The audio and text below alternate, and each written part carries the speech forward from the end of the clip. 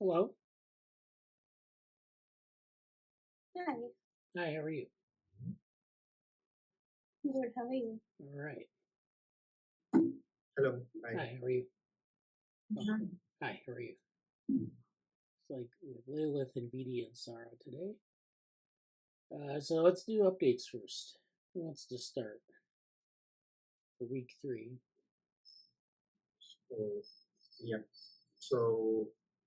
So this week I've been gone through some of the neural networks that I wanted to do as discussed previously. So here I tried two different types, like 3 different types of neural networks where I tried. So the first one was a GCN, like hypergraph GCN, where I have used the exact mechanism of the paper that was the hypergraph GCN. And the second, I tried out the method for like an hypergraph attention network, and then I tried using a function where it actually merges two different features, both the spatial and also the like the lineage information and also the spatial information. So yeah, so I have done this week, and I'll show the code up. And I think Mehul also joined, and Jesse. Hi. Okay. So I'll probably share my screen so Okay. that I'll show the code.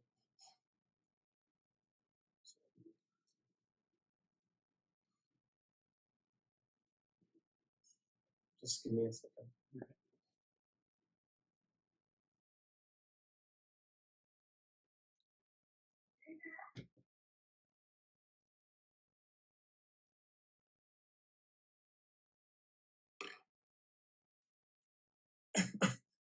Hi everyone. Hi Bradley. Hello. Yeah, so I was talking to today Vidhi and Joy. Okay. So Vidhi gave me. I'm sorry, I'm not interrupting anyone. Right? I think Lalith is sharing. I just like went for that. No. If you're sharing, like, yeah, we can talk. No, that's okay. Yeah. Continue. Okay, yeah. So yeah, Vidhi and I were discussing about her project, and with Joy, Joy told me that he's like a little bit deviating from DTDG to CTDG, highlighting the concerns with DTDG, and even CTDG can have some issues. Like some papers he was referring, like he shared me, and those are like very interesting papers.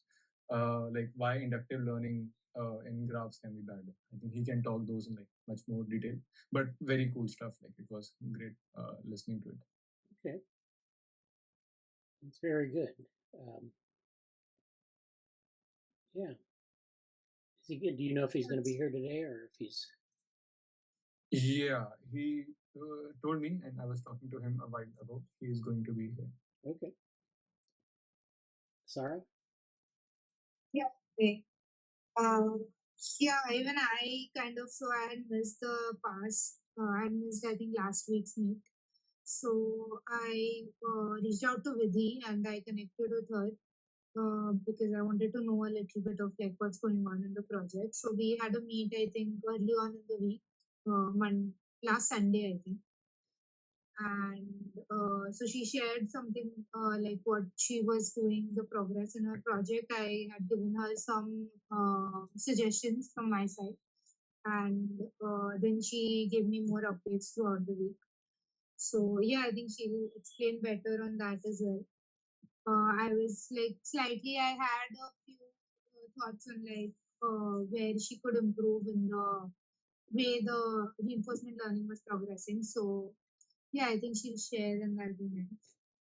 Okay. And yeah, even she, so like basically I was encouraging her to find papers. So she sent me a document where she had quite a few references. I don't know how many of that she'll share here, but most of them were like good papers about like what she's planning to do in her project. So this technique of SARSA. So yeah, it was nice. That's good. Thank you. Lalith, are you ready? Yeah. So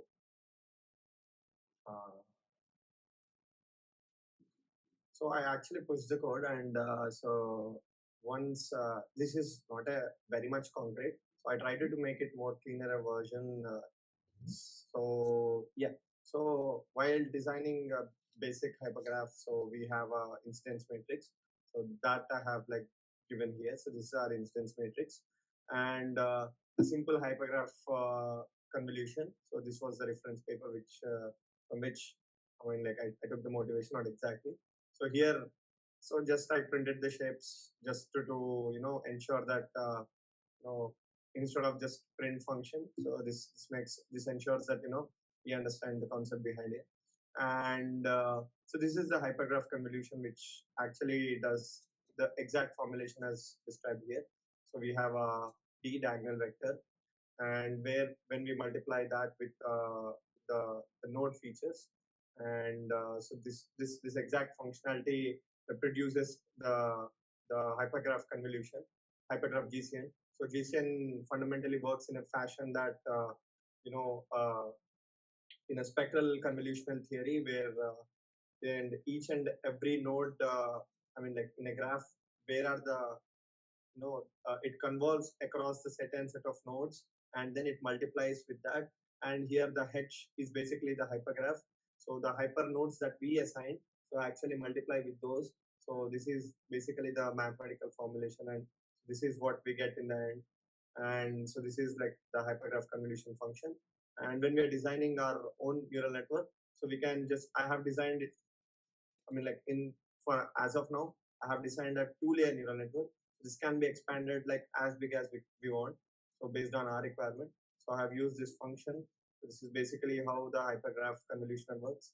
And I have extracted these two convolutions and then given activation functions, and basically I've given the forward function. So this is how the plain hypergraph neural network works. And similarly, I have also used like hypergraph attention network. So here the formulation exactly hypergraph SHGNN style. So this is the actual paper where they have used the hypergraph SHGNN. So this is exactly the I mean like the format, and so once we use this is like our attentive hypergraph. So what's some interesting thing what I have tried out is, so basically I've used the hypergraph this thing, and instead of using this hypergraph straightforward, so I used so we can feed the lineage data specifically to this convolution, spatial data to this convolution, and then we can use a merge function. So linear is basically a multi-layer perceptron. So this actually captures both the regions. So when we concatenate these both and then merge, so then we will be able to do a kind of fusion. I mean, like the messages, what they have been extracted from this convolution have the lineage information, and this spatial thing has the spatial information, the coordinates information. Once you merge that, so these both, I mean, like features have are extracted using the I mean, like they're extracted and then fed to this neural network, so that the whatever the features that are aggregated, that actually are I mean, like they have the shared knowledge of both the spatial and lineage information. So this is concatenation is basically a, I mean, like initial set of function. We can move a much step ahead of, instead of concatenation, we can use some set of a network where it actually embeds this both information too. So we can also use a certain network too. So maybe I'll discuss next week extensively with Mehul and write down some, much more useful functions where they can actually, have this, a stronger message passing mechanisms. So this is one way of doing message passing mechanism. So this is like hypergraph convolution, and the second way is attention, and third we have used fused features, and yeah, this can be done much more effectively and extensively. So the last week, what I have done is, so I have pushed the data loader. So this is exactly the data how we extract. As I discussed previously, we have the time point, we have the radius information, we have the, I mean, like cell information. Not exactly here. Yeah. So we have the time information, we have the node features, and this node feature extracts the 3 different variations, that is lineage depth and the XYZ coordinates. and the lineage edges basically capture the edge information. It captures, I mean, like it's a hypergraph edge where it captures the lineage information, and this captures the spatial information. So this data we will feed it to our network. So what we have designed currently, and then we'll see how actually the network learns. In order to make the network learn, so we have to design an objective function and train on top of it. So in order to train, I'm actually deciding how we have to train the model. So at the end of the day, our goal is to identify the patterns while the developmental process. During the developmental process, how are these certain set of lineage information coming together, and how are the spatial coordinates are like moving, have been separated during the fission. So that's our main criteria. So to do that, so basically we have to ensure that our neural network should learn these certain set of aspects. So I'll make sure that in the next week I'll try to integrate some more nuanced information about like the attention, or maybe I'll try to experiment on these set of networks and bring some insights based on the how can I learn this the hypergraph. So maybe like this week I just did this. Right. That sounds great. Thank you. That's great. Like it looks like you're getting that all organized and ready to work on. Yeah. Right. So any comments, maybe? Well, I mean, I like that you're kind of getting the resources together and looking at the different options and kind of putting them together head to head. So you can experiment and see which ones are best, which ones have, what's good about some methods, what's bad about some methods. Right. And then, yeah. Because, we have a lot of stuff, like we've talked about a lot of stuff, a lot of moving parts. Yes. Yeah. So in order to bring a good network, so we can say that theoretically this is the network which actually got a better performance by seeing the empirical results that have been published. But when we apply to our data set, things might differ. Right. So and like an early experimentation could actually help us to give an informed decision. So yeah, that's why I'm trying out the variants. So okay. Yeah, no problem. All right, Vidhi, or you want to go next? Hi. Yeah. So I had a meet this week earlier in the week with Sarrah, where she gave me suggestions on how I can improve. So I was reading some papers and stuff about it. And then I just had a meet with Mehul as well. Like we were just talking about my project, and I was briefing him up. So I will quickly share my updates for week 3. Okay. Yeah. So according to the timeline, I was supposed to do the environment setup in week 1 and 2, and then week 3 and 4 was about multi-arm bandits. But as I informed last week, I had started off with MAB a bit earlier to keep myself to keep like a buffer for myself just in case anything happens. So I continued with MAB this week. So first I want to explain about how the whole multi-arm bandit problem fits into our problem. So in multi-arm bandits, like we spoke last week, there's the main agent or the task allocator who's choosing tasks by exploring and then exploiting the best ones. So in my case, the maintainer is the one that will be allotting the different tasks. And all of these are the agents, like A to F in this image, but there can be as many as number of agents as we want, or like it depends on the real world scenario. So so this is what I did in week 2, and this is the output, that some bug task is being assigned to Charlie, and then another feature task is being assigned, and then we had an output whether the task has been done successfully or unsuccessfully. But then all this was pretty random. Maybe the task allocation was taking place using multi-arm bandits, but the success rate and unsuccessful rate, that was still pretty random. So the issues were that even the maintainer agent was solving, where the maintainer agent is just supposed to give the tasks, and there was no proper information about the tasks and all the agents were same, so we needed to differentiate them.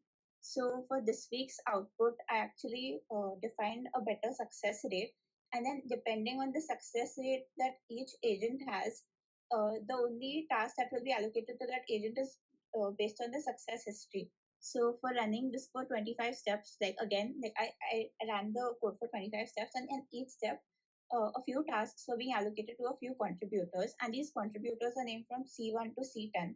So in my scenario, I've taken like 10 contributors, for example, and then based on what tasks those agents complete in every single step, it depends on like based on what task each contributor completes in each step, the success rate and failure rate are defined. So I don't know how clearly this is seen. I'll show it later, but I'll just explain it.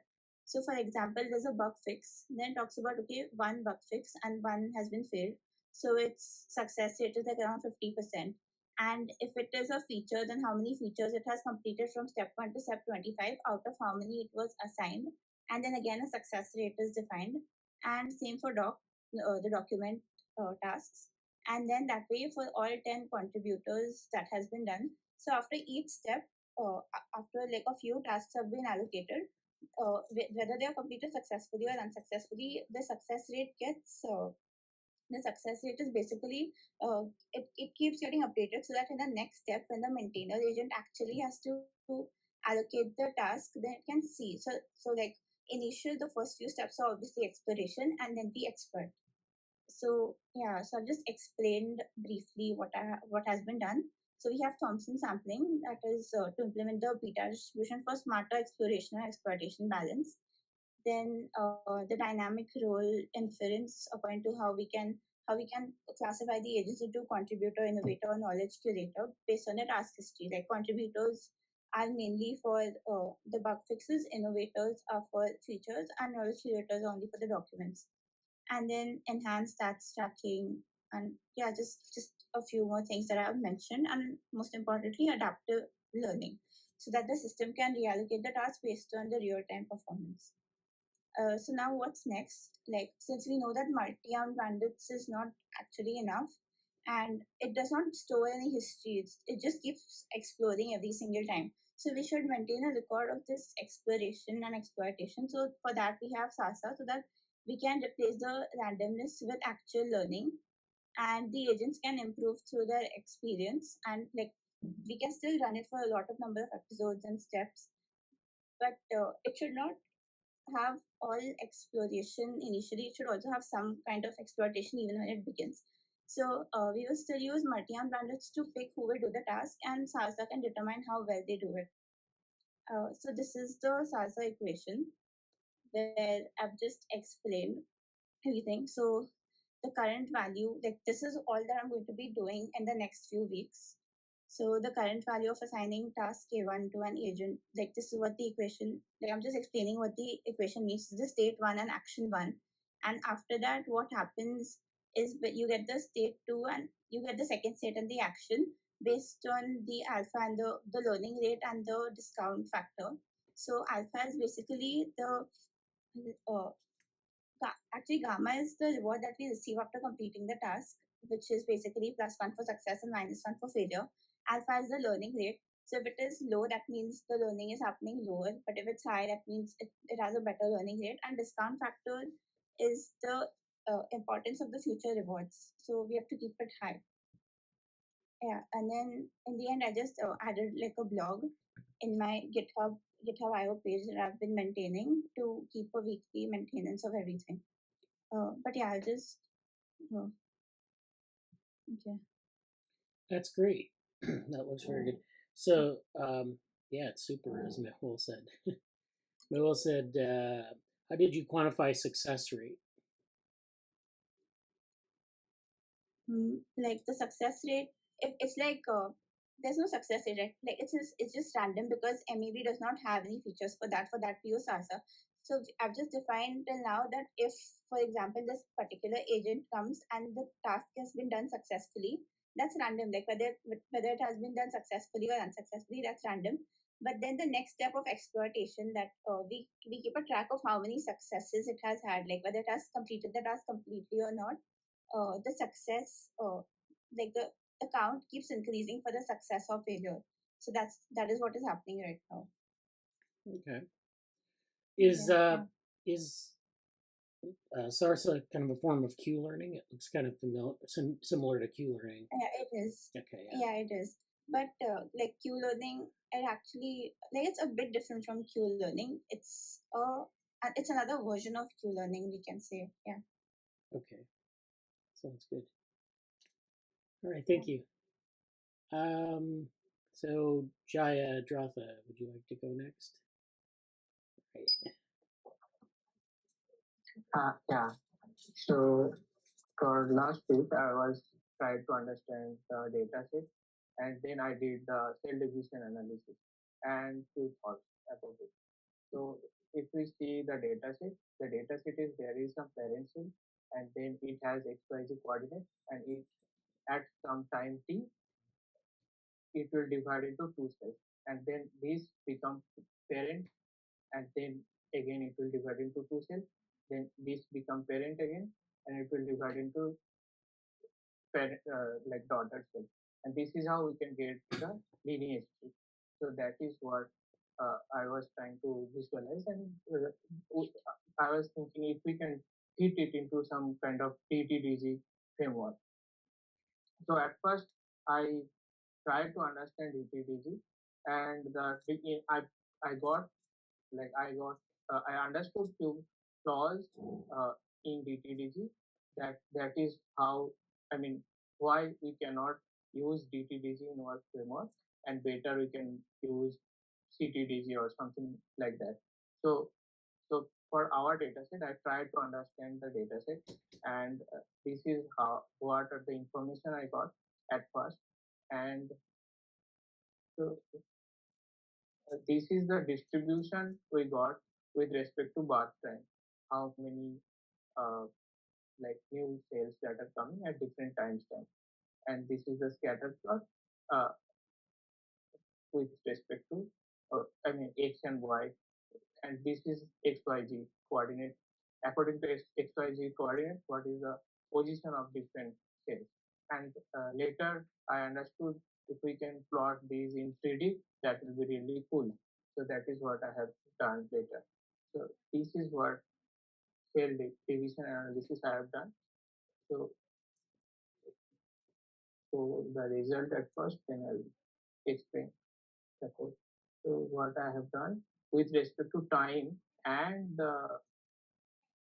so I plotted XYZ coordinates in 3D at different color with respect to different time. So this is generation 0, 1, generation 2, generation 3, generation 4, like that. So generation 0 is like grandfather, and generation 1 is like the next generation, that is the father, and the next generation is so here if we see this is P0 is the first generation, then this is the second generation daughter of this, and this is my in a lineage tree, this is my first generation, it has some daughter P2. P2 will be my second generation, and for P2, P3 will be my third generation. This is how I try to plot how many generations we have. So it was becoming very noisy, so I kept till generation 5. So at total there was 12 generation in our dataset. So it went till 12. This is color by size. Size just I have done with curiosity, but the calculation is not very right. Color I have done just the position. From position I just calculated from origin to position what is the distance. Based on that I calculated uh, uh, the size. That is not very correct. And here I have done it with respect to time. So in time, early, mid, and late, what I have done, I have divided into this part into like total sigma value. So if this is the mean, I have calculated 1 sigma this side and 1 sigma this side. So 2 sigma I have taken as like lower time threshold and upper time threshold. Based on that, I have calculated how many cells are there. So if it is less than this time, then we have the early cell, that cell that come early, and then mid, and then later cell. So early, mid, and late. This is how I have shown. This is based on cell size, based on 2 sigma, and this is cell size versus work time. This is what we got with respect to time. Now I have calculated how with respect to animation. Like if we have, this can be seen like this way. So at up to 12th generation, as I told, up to 12th generation, we have the total number of total 12 generation are there. So if we can see like this way. So this is the first generation. If we hover over it, we will get its all its data, XYZ, birth time, generation. So at 17, if we go at 17, there will be another one. So this is the another data that is coming, and it has XYZ coordinate, and its birth time and generation. So if we go again 18, this way we can get another. So as time goes by, there are new cells that are coming in the lineage tree. This is how I plotted. If we go further, there are lot many data sets. Whichever is our interest, we can go and see in which generation it has. So this is second generation, this is fourth generation. This is how we can we can see. So now I thought, suppose A B A L A. This is one data. So can we, from if given this node or given this cell, can we go back to the root? Can we go back to who are the descendants of this root? So that is what I have done next. If we go to all till the end, so till the last time, this is overall date cell that has come. So it consists of all the cells that are there up to 12 generation. So this is like, so suppose I want, so my target cell is this one, ABPL, right? So now I want to see through animation.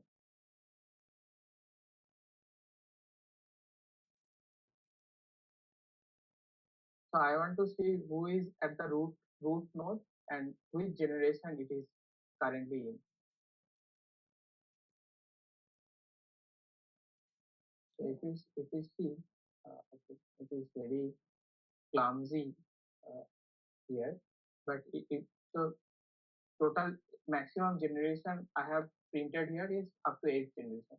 Now if I play here, play button, it will go to all the nodes that are there. So it is showing the overall lineage. So this is up to third generation. So this is A0 from this one, the second generation, this is third generation, this is the fourth generation. So this is the lineage here. We can see here this way. Yeah, so if we like maximum generation, if I reduce to 4, so that will be visible better. So now I am playing here. If I play,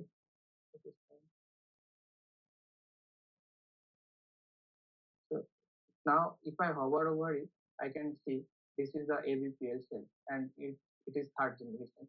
So before this is the second generation. This is the first generation. This is the 0th generation. And this age identify from which age to which age. That means which generation to which generation. P0 to AB. So generation 0 to 1. Like this. Now next, I have also shown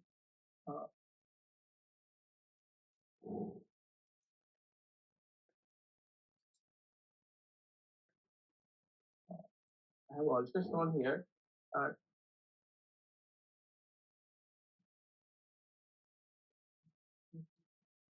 something is wrong. This is overall generation.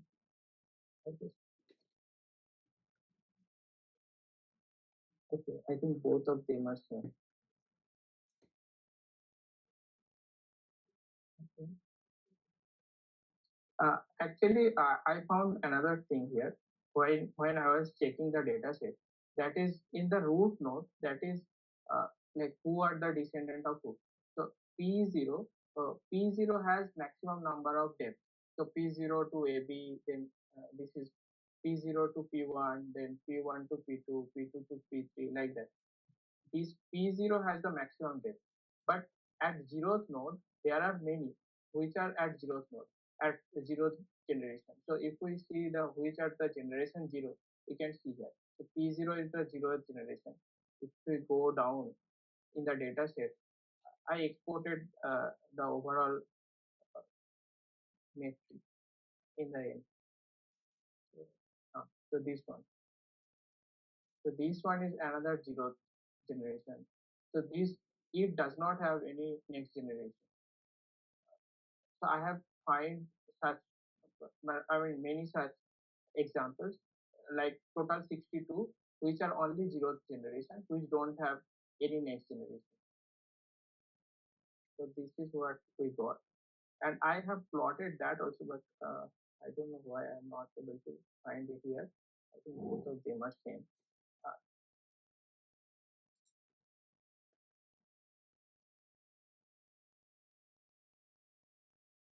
Okay.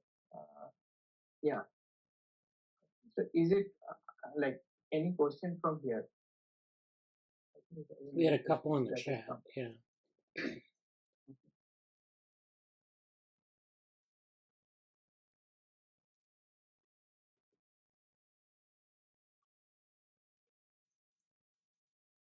Right. Yeah.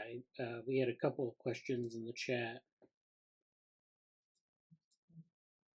Okay. Hi, Joy. Yeah, I had like one question. I think I missed it. So you have decided certain generations also in one of the plots like before, right? Yes, yes. Generation 0, 1, and something like that. So is it like decided on like time points? It is based on like both time points as well as and lineage. So suppose P0, yeah, I just created the lineage tree. That's it. So P0 has A, B. So, yeah. Then I have connected AB as the like in a tree, AB as the parent, and then there is like it is a binary tree basically, because all the nodes has two descended node only. So P0 has AB and P1, then AB has two, like ABA and ABB, and P1 has two, EMS and P2. This is where I connected and I make the entire, I mean, this entire tree structure. And then I animated. Got it. You can trace it. Yeah. I have a small question. So when you are finding the 4 generations, does it start from suppose AB to ABP, ABPL to there could be a next possible state too? So are you are you starting from P0 and then deciding the generation from like 0 or yes. Okay. Yeah. So you are first insisting that P0 is the first generation, from there everything starts. So you start from the tip of the point, say P0, and from that the divisions, every division is basically at each time point they are given it a certain gap and then printed out, and they're and like that you'll keep printing how they have divided. So this plot will help us to understand that at each and every time point the the whatever the cell P0 is, how it has been divided. So and so on, how, and you can see the growth from the top, like at each time point. And like yes. Okay. Yeah, and we can go like here. I have set the maximum generation as 4, so that so that it does not get very clumsy. Otherwise, if we like keep it as 12, then we can see the full network. I mean, full lineage. Right. So I have kept it here. Yeah. Right. Looks quite interesting. Yeah, I was saying that, like, I was just trying to understand, are these generations something that is present in your data, or are you sort of trying something with a genetic algorithm type of structure? Okay. The first thing is the generation number of the generation is not present, but the data is like this. So P0 and it has two daughters. Then I found the generation for each one. So suppose for this node, this is the ninth generation. So if we go back, then if I'm trying to see why it will trace back to the exact root node. So so if I take any, suppose I'm taking this one and put it in my data in here. So, Oh, it will trace it back. Okay. yeah, it will trace it back. Yes. And I'm Okay. not using any genetic algorithm. I'm using I just created the tree structure. Okay. Yes, thanks. Yeah. The generations are implicit in the lineage tree, but that brings up an interesting point, because you could, if you wanted to look at like how different possibilities for the lineage tree, you could simulate the data with the genetic algorithm, because you have other nematodes that have different trees. They have more cells. They have different branching patterns.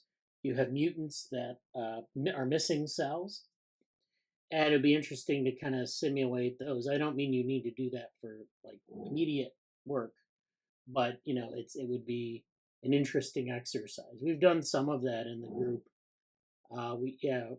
It can, it's something that can be done. We've done it different means, because it's kind of hard to get a good solution on the size of the data that we have for C. elegans lineage tree, but yeah, this is something that might be an interesting direction.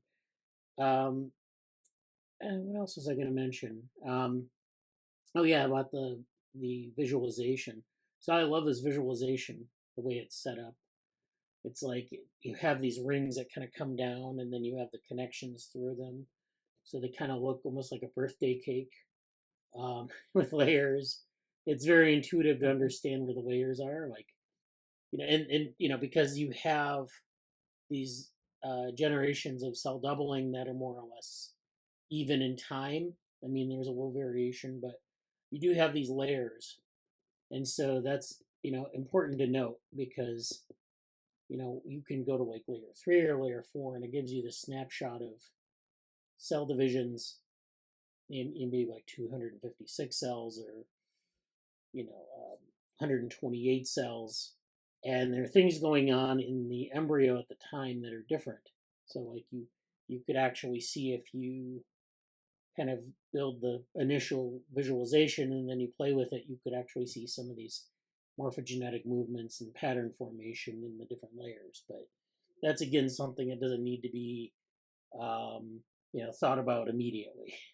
But this is really promising. I like the way this looks, and how you might be able to go from like this kind of a basic visualization. I think there is also one visualization tool where I think the MID people have created, where it actually, when we click on a certain cell, and then it divides into the branching and sub-branching, and it's a long form. I can actually bring that up.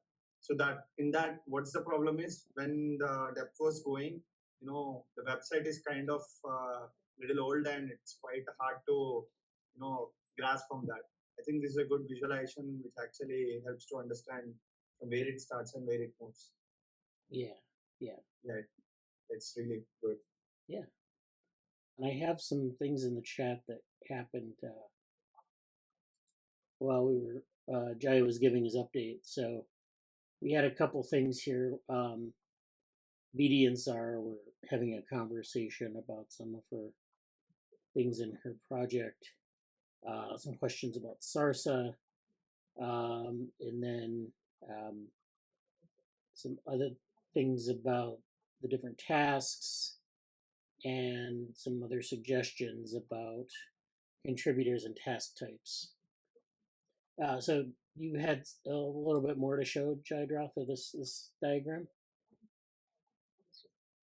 Yeah, now I'm so that was the visualization that I was trying, since I have talked to you in the last after the last meeting, because I was not able to join there, and you told me about like visualizing things. So then I thought of and using CC 3D and Blender, those kind of tools.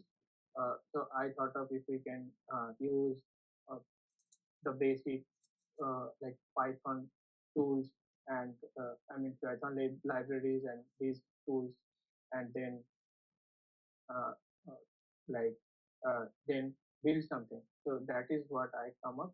And then the other thing is the DTDG part, discrete time temporal graph. So for last few days, I was trying if we can build from these data set, can we build some discrete time temporal graph, and that can be useful for our work, and we can use some kind of DTDG model to like predict the next what will be the so given this is the parent cell, what will be the next cell, and or at time 42 what will be the uh, uh, like P2 will divide into what are the two cells. I mean, what will be the daughter cell at time 42. That is what we initially aim for. But then I tried to understand the DTDG and its library. So there is a library called PyTorch geometric temporal, and I was trying that. But the problem is I found there are many papers on DTDG. They are mostly working on spatiotemporal data. So spatiotemporal data means suppose there is a road network. So in the road network, the spatial uh, network or the spatial structure of the network is not changing. So for a city, the road is always the same, but the traffic is changing. That means the temporal part is changing. With time, the traffic is changing. And DTDG captures with the snapshot at different time steps. So suppose at morning 6 a.m., then afternoon 12, then at 6 p.m., and then midnight 12. So this is the timestamp. It is capturing what are the uh, uh, temporally temporal change that is happening, or in terms of temporal change that is happening in the like data set. But when I found like I was trying to match with our data set, that is not the case in our case. I mean, in these data set, in these data set, so the network itself or the topology itself is changing. So P0 is divided into AB and P1. So there is new edges that is coming. So P0, if I uh, think of like a from parent and daughter, there is one edge. So that will be P0 and AB, and there is another edge P0 and P2 that is created at time 0. So I have some experience in working on continuous time dynamic graphs, CTDG, and they are these kind of network that uh, that has been studied. So I can show you one example. So the this is the Wikipedia dataset. So here this is the user ID and the item ID and timestamp. The user ID, that means for Wikipedia dataset there is some user that is editing the Wikipedia page. So this user 0 is editing Wikipedia page that is page number 0 at timestamp 0, and after some time, maybe at time 36, there is another user that who is editing page number 1, like that. A different timestamp. What are the like user to item, that connection is there, and also it has different features. Those are kind of edge features. So from user ID to item ID, whatever the edit that has been done, so this user 0, whatever edit he has done in the Wikipedia base 0, its word embedding will be at feature 1 to feature 169. So if we can model our data set in that way, that will be better. Like at first entry, at 0th entry, we'll have two edges. One is P0 to AB and the another will be P0 to P1. That will be one case. Then at time 17, there will be another edge AB to AB1 and AB to AB2. And maybe we can use this location, that is XYZ coordinate, as the the feature, and maybe we can use this as the feature or some other kind of like it other kind of feature we can use, as Bradley mentioned last in the chat, that is cell migration, autopsy or cell fusion, those kind of things. There are many things that happen in between cell division. If we can extract some kind of information from there, that we can use to create the dataset. But one problem I found in CTDG models that I should mention here, that is, even if we have these datasets, here the thing is, at different timestamps, these interaction that repeats. So at 36 time, user 1, and there is one interaction between user 1 and user item 1. Again at 77, there is another same kind of interaction between 1 and 1, but this has changed, feature has changed probably. So, and also again at 158th timestamp, there is again another user ID and item ID, same user ID and item ID that has come. So when there is some repetition, so there are from literature, what I have learned is when there are some repetition, in that case, these CTDG models work better. Otherwise, if there is no repetition, that is what the case for our data. As I have seen, I have shown here in the diagram itself, as well as what I have shown here in the diagram. That is, from there is no repetition here, because one parent cannot become child of its own children. So there cannot be again repetition for these cells. So for CTDG model, inductive performance, this is called inductive case. So if something in the graph dataset that is not coming again, or something very new that is coming, that is called inductive learning. So inductive learning is very bad at CTDG. It performs even lesser or even lower than the different heuristic models. So then I was thinking if we can go with that, or we can like steer to some other direction. That is what like I want to say here. Yeah. Both, even though we can model our data as CTDG dataset, so can we use it for some kind of model, CTDG model? So that was the question. Yeah, we'll have to think about that more. Yeah. Yes. I mean, there are other data in the lineage tree that could be used to model. If the problem is we need recurrence in the data set, I mean, there are a lot of things that recur between the parent and the daughter. It's not something that is apparent from the cell divisions. I mean, because this is limited in terms of what's there, but because each parent is sort of a constituent that gives rise to two daughters. The daughters inherit a lot of things from the parent, so the parent is no longer there. The daughter carries on a lot of things from the parent. The biochemistry, the metabolism, some of the programming, because in C. elegans you have this programmed fate. So that's stuff, and then that could be like summarized as simply as like a category of lineage or something like that. So, I mean, we could do that, but, we could also just kind of say, it would be hard to learn from just the lineage tree and then move on to the other method and just kind of put the one of the methods aside.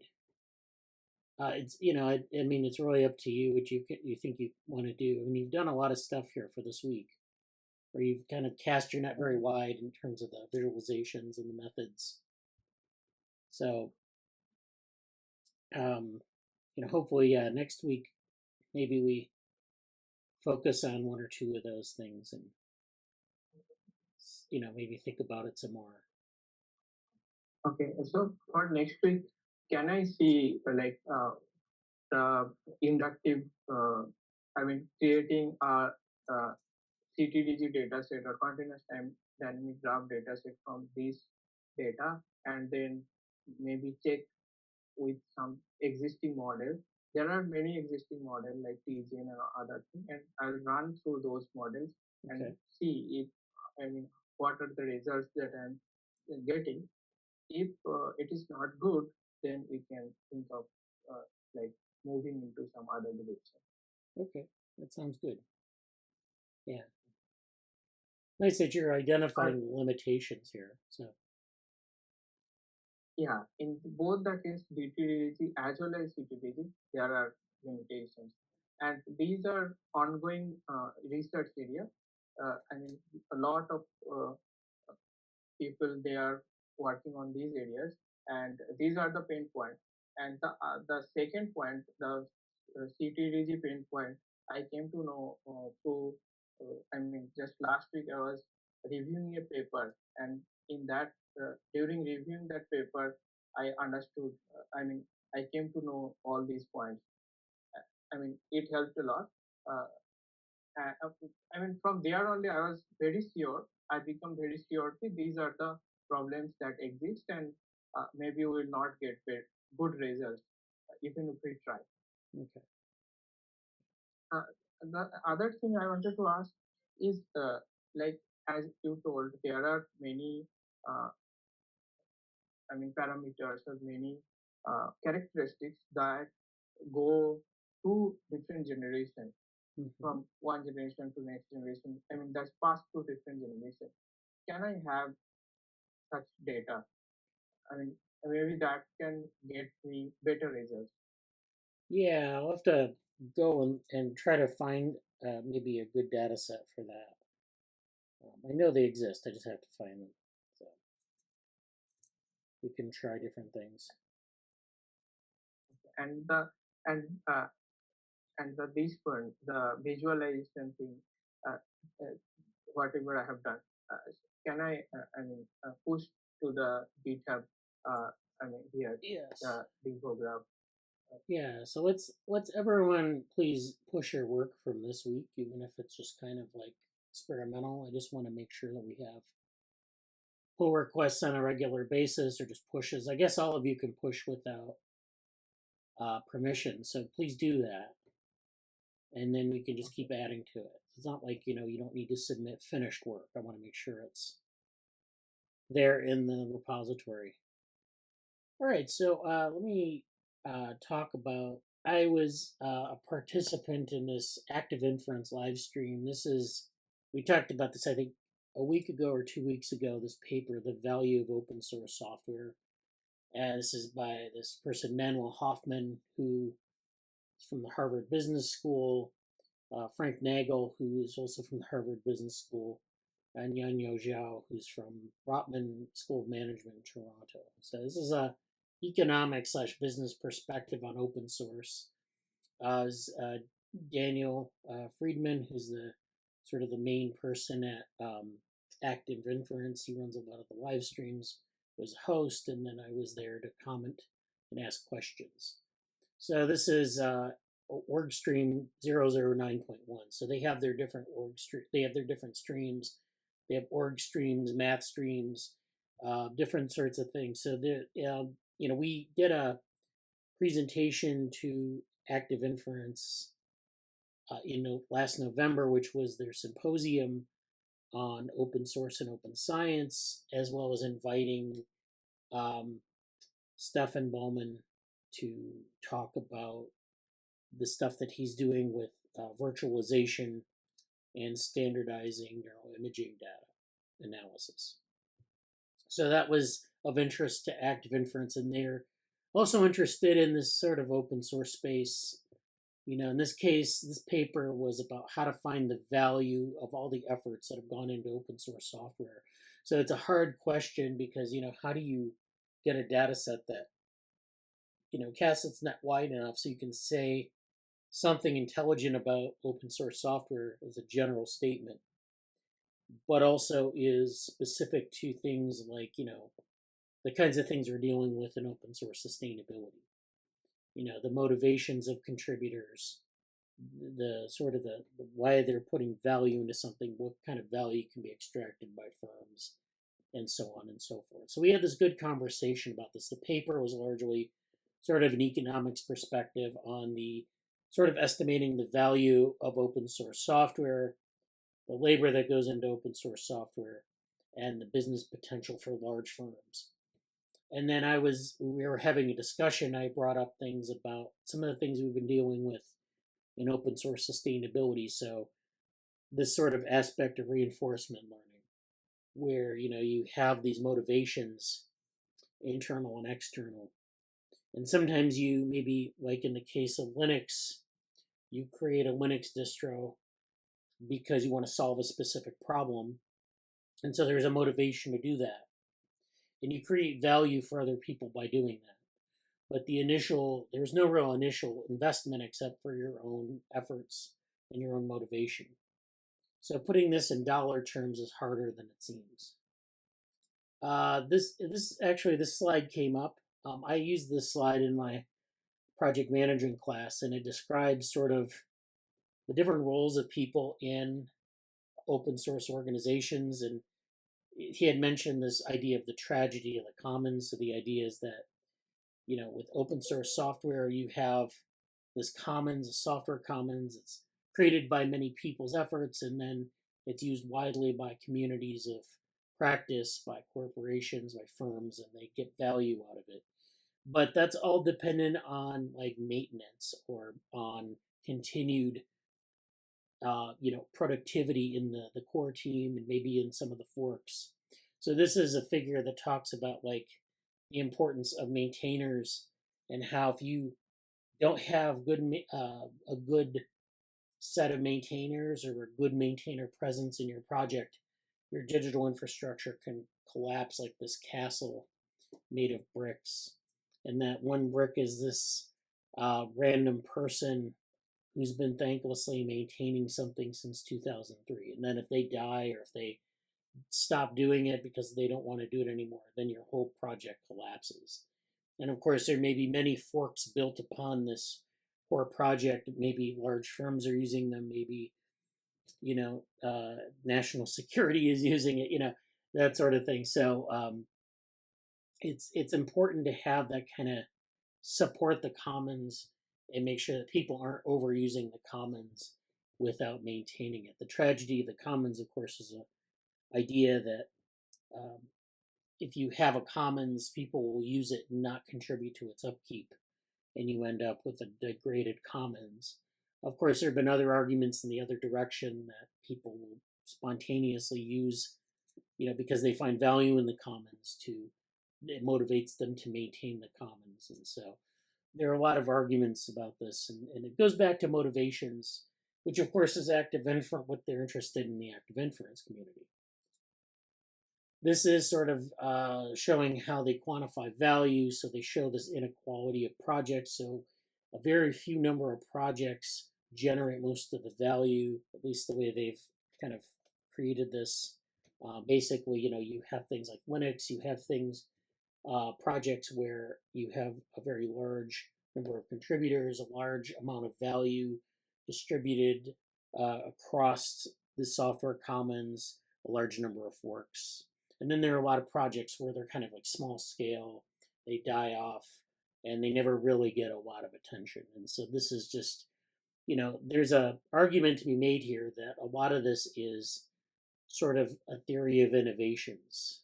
So, like, for example, we talked about this, where in innovations, you usually have, people are motivated maybe to create something new or solve a problem. And you have to have a lot of those instances. Sometimes they're very practical, but sometimes people try new things.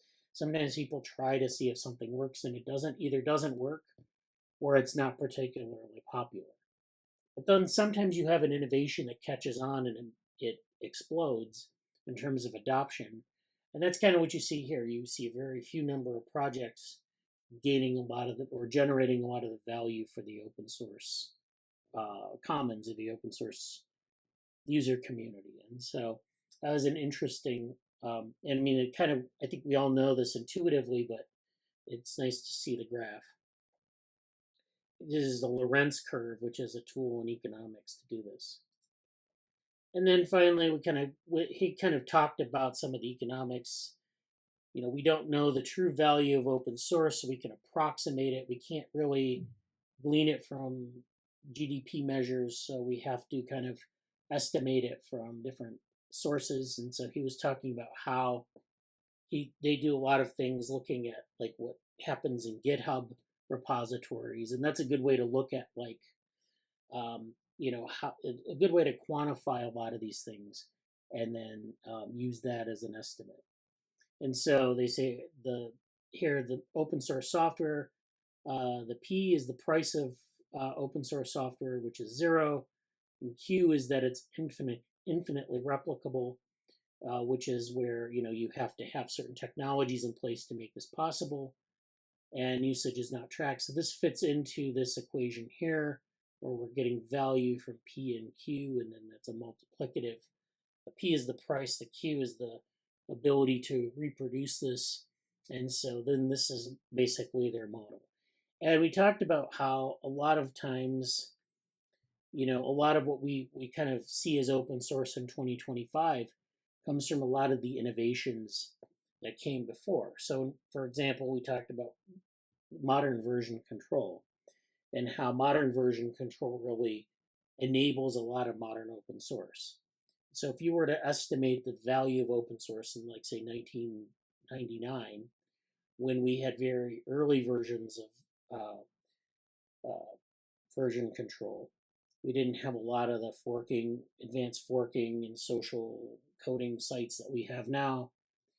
You just simply wouldn't have the same ability to replicate different projects. You wouldn't be able to fork them and modify them as easily. Furthermore, the price, of open source software is 0. That may or may not be true, but the internet and the ability to distribute software digitally without any kind of limitation, like you have to put it on a disk or install it on a machine, and maybe it's technology neutral, so you can install it on different platforms. That's all kind of assumed in this model, but it's important because those things didn't always exist. So as we move through time, we get these innovations, these technologies that make open source easier and more sort of accessible to more people, and it increases the value. So he had some quotes, one from Warren Buffett: price is what you pay, value is what you get. And then Peter Drucker: if you can't measure it, you can't improve it. So those are, I think, important to think about. Your price is 0, but your value is much higher because you're getting something that isn't, there isn't necessarily a cost to it, and it actually enables it to be of greater value. And then we have to be able to measure this and not just kind of estimate. And, that's kind of the tricky part of this. And then, of course, on top of that is all the human motivations that go into this. So, yeah, we had a really good discussion. We also had this, there's a set of publications. These are the censuses of free and open source software. So there's a Census 2, which happened in 2022, and a Census 3, which happened in 2024. These are available online. These are from the Linux Foundation, and they kind of walk through like the state of open source. This one is in 2022. Number 3 is in 2024. And they kind of go through like the kind of doing the census. They use different methods to do the census to measure the state of open source. This kind of like there's this need to kind of understand the state of open source so we can understand how maybe how to manage the open source as an entity and make it better for people. So they have a lot of suggestions in this document. They have a lot of results in the document, and then there's this aspect. I'm not sure if it's in here or not, but there's a lot of interesting data in here. And this might be useful for the open source sustainability project because it has a lot of good good characterizations of things. Yeah, so then they have these findings here that are kind of trends regarding cloud service, transitions from Python 2 to Python 3. There are different types of packaging, using different kinds of other types of new languages or different types of packages that have changed since the second census. Needing to use standardized naming schema for software components. This one here, much of the most widely used FOSS is developed by only a handful of contributors, which we talked about in the talk. And so that's an interesting point. And then of course security, and then legacy software, which is maybe both a problem and an opportunity. So these censuses were created, I think, Frank Nagel, who was an author on that original paper, is also an author on these censuses. So those things are linked. And so it was a good time. The live stream is available on YouTube if you want to go check it out. It was a pretty good discussion, pretty relevant to what we're doing in the group. Okay, so do we have any questions or comments about that? It's quite cool. I didn't get to watch it live, obviously, and I want to. And I'd like to discuss a few more things on that because I'm doing a lot of things in that space. I just finished a few relative pieces to that in general, but yeah. Well, I guess just more ahead about that. Okay. So, yeah. Yeah. So I'd like to follow up on that a little bit. I mean, but yeah, and Jesse, if you want to do that tomorrow, we can do that as the main meeting. Yeah. And even like, I don't know. I would almost be inclined to having a specific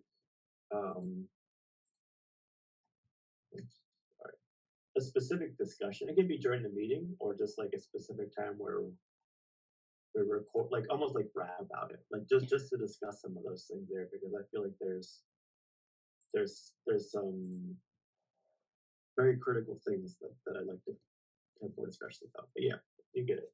Yeah. All right, so I think that's all for today.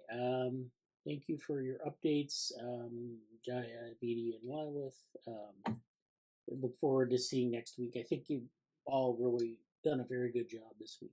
So yeah, if there's maybe 1 second for a teaser preview or something.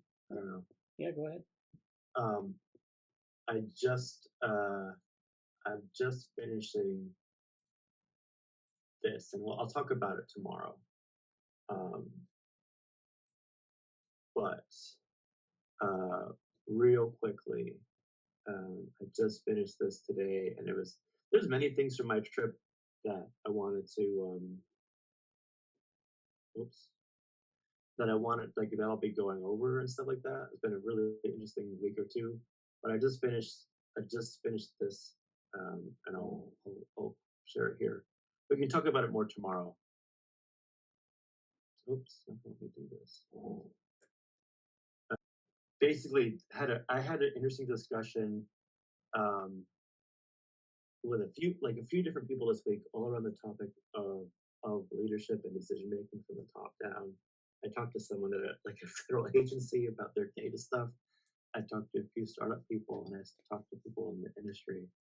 and I just finished this post about like how you actually make decisions. It's related to the stagnation and the momentum stuff, but like really, my previous sort of commentary on it was essentially very like project lead or like on team, but this is a little bit more, you know, just the repetitive thing across so many industries of how to actually do the decision making part of it from the top down, and sort of realizing when you don't do certain things. I just put this together quickly, I might change the image, but like when you don't handle things a certain way, it creates a very particular